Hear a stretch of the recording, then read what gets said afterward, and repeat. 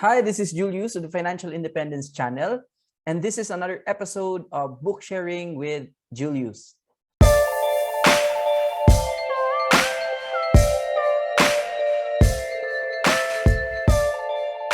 So I'm gonna share to you the introduction of the book, a bit of my insights regarding this one. So basahin ko po para sa inyo. So sabi dito sa introduction po ng libro, sabi dito na when it comes to securing daw and saving their future, many good people fail, many hardworking people fail, many smart people fail, many young people fail, many old people fail, many teachers fail, many engineers fail, many end up retiring daw without enough savings. These people don't set out to fail. They do because they fail to plan and manage their personal finances. They lack financial education. So I think agree naman kayo na marami pong tao na magaganda naman yung profession, okay naman yung okay naman yung profession, maganda naman yung trabaho, pero they are still struggling in terms of handling their finances. And I know a lot of people who have problems with their credit cards. Marami pong kahit sobrang ganda ng trabaho, sobrang ganda ng negosyo, pero nag-struggle pa rin because they lack financial education. You know what? Kasi tayo usually, we don't have a plan to succeed in our finances. Kaya madalas sa atin, if wala po tayong plano para sa ating finances, yung ibang tao usually may plan para sa finances natin. Do you agree? For example, kailan ba nagsisale yung mga malls? Di ba nagsisale? 15 and 30. Kasi nga, kina-capture ang money ng mga employees. Usually, during salary, timing din naka-sale. Actually, ang problem is we are not paying ourselves first. Inuuna pa natin yung savings ni SM, Ayala, or ibang malls. So tayo nagpapalago ng negosyo, sila yung grabe yung mga investments, pinapatubo yung pera nila, pero tayo, ubos agad. So dapat talaga na we learn financial education. We need to learn how to manage our finances. So prevailing mindsets about money daw, sabi dito sa book. Many people believe that financial education is only for the wealthy. Many think that the only solution to financial challenges is to borrow money. Some say that because they are poor, they don't need to save. Well, in fact, kung mahirap tayo, the more we need to save. And some people sinasabi sa akin, Sir, paano ba ako makakapag-ipon? Wala naman akong enough lang naman yung sweldo para pangkain sa pamilya for the family needs. Well, sometimes it's true. Sometimes the statement is true. Sometimes lang din meron tayong, actually hindi lang natin sinusulat yung budgeting natin. Wala tayong like expenses, magkano ba yung na-spend this week. Wala tayong tracking. And minsan pag may extra na money, hindi rin natin alam kung saan ilagay, igagastos na lang natin because no one is guiding us. And for some people talagang kapos, sakto lang po yung pera talaga pang pakain sa family, for all the expenses in the house.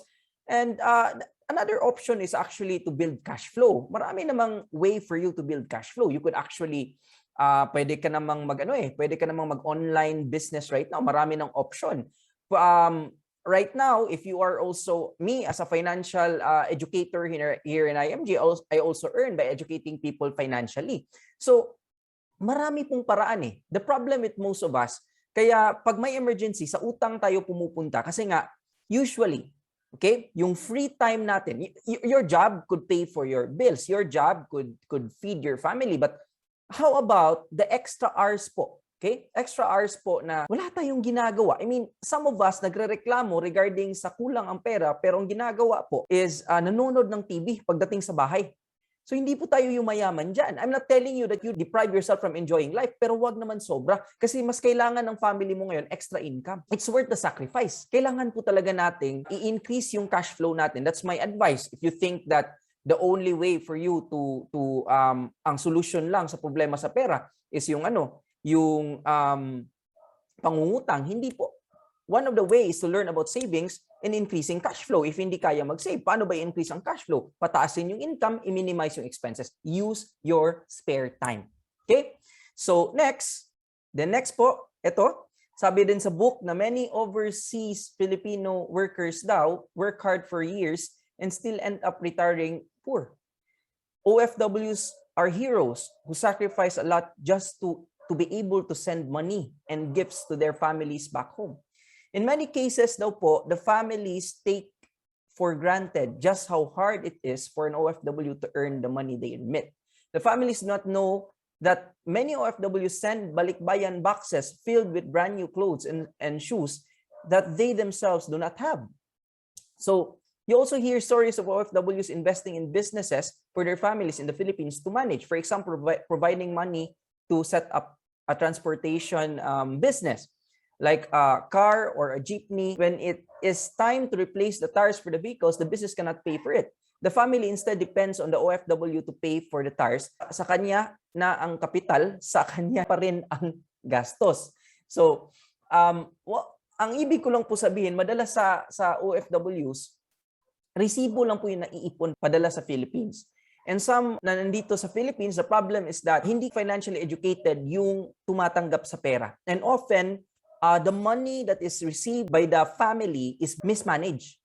Minsan kasi nakakalimutan natin na grabe pala yung pawis ng provider ng family nandun sa outside the country, nagsasakripisyo. Sometimes we forgot na grabe yung pawis nila doon and dapat we manage the money na pupunta dito sa Philippines efficiently so that they could retire early. So isa din, pagkakamali, nagnenegosyo tayo dito pero wala ding financial management, ang negosyo din, ang nangyayari, hindi rin naro-roll yung capital. I mean, hindi kumikita. Instead, yung OFW pa, yung nagsusupply sa mga needed na mga materials, instead na supposed to be, the income would roll, di ba? So yung income sa first month, dapat yan na yung gamitin for the supplies for the following month. But because of mismanagement, padala lang po yung nagtatrabaho outside the country without gaining, di ba? So it is reality that OFWs who work for 20 to 30 years still end up retiring poor. Are you an employee? Yun yung question sa book. If you are, think of the millions of pesos that actually pass through your hands in the last 20 to 30 years. Every year, you get your 13th month, but you tell yourself exactly what happened to your 13th month. In the past 5 years, ano bang nangyari? Very rarely can people say how and where they put their money. Often, no one can really remember. Diba? So kung empleyado ka ngayon, regardless of OFW ka or hindi, if nasa Philippines ka, we are one of the rare countries na merong 13th month pay. Diba? We only have 12 months in a year pero may 13th month pay tayo. Yung question ko, saan ba pumupunta yung pera? For the past years, saan ba? Saan ba napunta yung pera? Dumadaan sa kamay mo, ubos agad. Diba? Did you know that the Philippines, did you know that the Philippines is one of the few countries that has the 13th month pay? Our foreign friends get confused when they hear it for the first time. They wonder how can we have a 13th month salary when there's only 12 months in a year. For employees, the 13th month is really a guaranteed bonus. So if you save, did you know that if you save 13th month for just 6 years, yung 13th month mo, if ipunin mo lang sa 6 years, instead na ipili mo ng TV, kasi naka-sale sa SM, naka-sale sa Ayala, then based on the power of compounding interest, you could already have close to 10 million pesos in savings and investment in the next 40 years. Kahit yung 13th month mo pala, if ipunin mo for the next 6 years, okay, if you're at your 20s right now, when you retire later on, you're close to 10M. If you sacrifice 6 years, you could already change your life.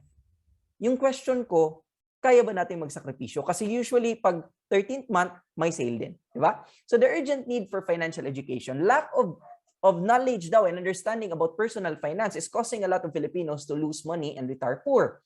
It's also destroying relationships. Statistics daw show that 90% of marriages are broken because of a financial problem. We at IMG want to prevent all these from happening. We want to change this. Gusto naming mabago. Kasi madalas sa mga pamilya talaga, nag-aaway regarding sa problema sa pera, pero hindi po nag-uusap kung ano pong solusyon para sa problema sa pera. So dito sa IMG, we help you. So through this book, we want to educate millions of Filipinos to create wealth for their families and build a good future through financial education. So there is saving the right way, and meron din po tayong tinatawag na saving the wrong way. Many people do not realize it, but they might have been saving the wrong way along the way. So this book will show you how to do it right. So yun, bitinin ko muna kayo. Next nating topic is paano ba mag-save the right way. Sa book, matututunan nyo yan. I hope that you learn something out sa discussion. Lahat po ng sinabi ko, reality. Wala po doon gawa-gawa lang. All of those are happening. And if we don't do something about it, wala pong mayayari sa buhay natin. So keep on learning from us. Like and subscribe and click the notification bell sa channel ko. You will have more about this book and more insights from me. So thank you very much for your support. I hope that you share this with your friends. Salamat po.